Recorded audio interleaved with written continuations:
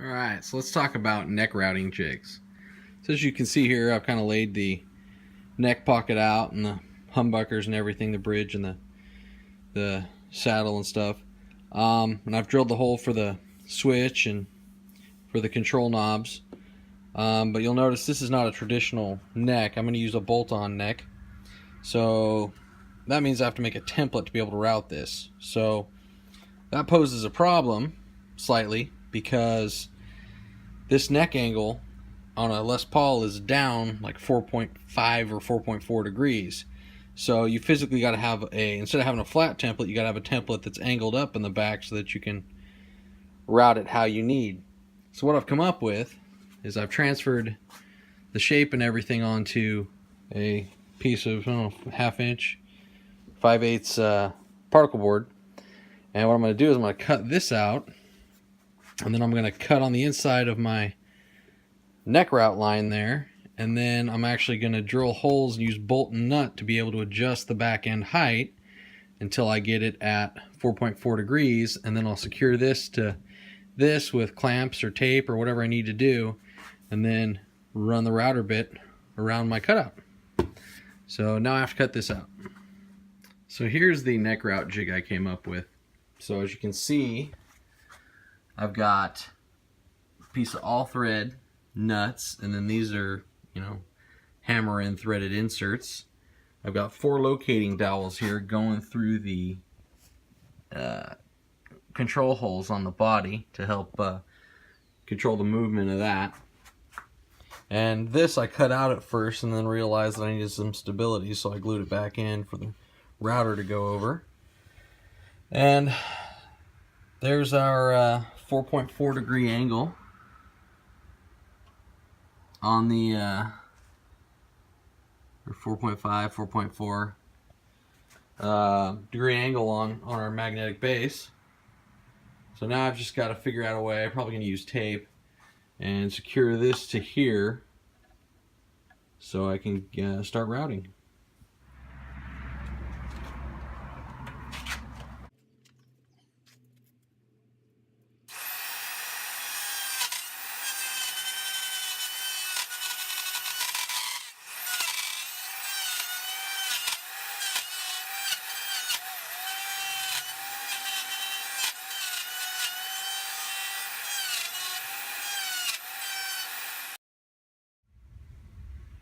Okay, so we've got the neck bolted on and trying to set up the bridge and saddle positions. So I've already checked the height and roughed it in so that, where the pneumatic bridge needs to be. But one of the things you want to make sure is you want to make sure your strings are true all the way down the neck, and that you've got, decent action available, to adjust your pneumatic bridge up and down and to get your adjustments right. Now, I could have just went off the template. However, one of the things I noticed on the template was, since I did a different neck style than what was on the template, is it wasn't exactly dead on. So had I gone by the template, I would have potentially been skewed off this way or skewed off this way a little bit, which would have made it pretty much unplayable. So yeah, I've marked my positions of my pneumatic bridge. I've got the holes of the pneumatic bridge and the saddle going, and in those spots she's good to go. I've got the neck at a 4.4 degree angle. I've got the pickup plane, which is this whole area here between the end of the fretboard and the bridge. I've got it going down at a 1.2 degree angle, which is what spec is. So now I need to mark where my pickups go and route them out, and then drill the holes for the bridge and the saddle. Okay, so here we are getting the pickup cavities cut. You could use a router template. I'm going to use Forstner bits because this maple's so hard. I'm worried it would chunk like it did when I was routing the neck pocket if I used a router bit. So this, you can kind of see here, there's a kind of a light colored line. This whole pickup plane is at a 1.2 degree angle. The neck's at a 4.4. So I already got the neck mounted, the holes drilled. So I'm just using a big Forstner bit to rough it out, and then I'll go back with my Dremel and clean the pockets up. So here we go.